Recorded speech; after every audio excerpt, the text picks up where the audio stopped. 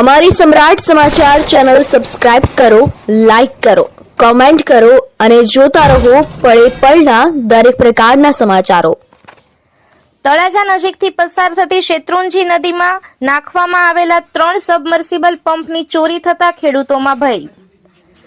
ભાવનગર જિલ્લાના તળાજા તાલુકાના ગોરખી રોડ નજીકના વિસ્તારમાં ચોરી થયેલ હોવાનો બનાવ બન્યો છે।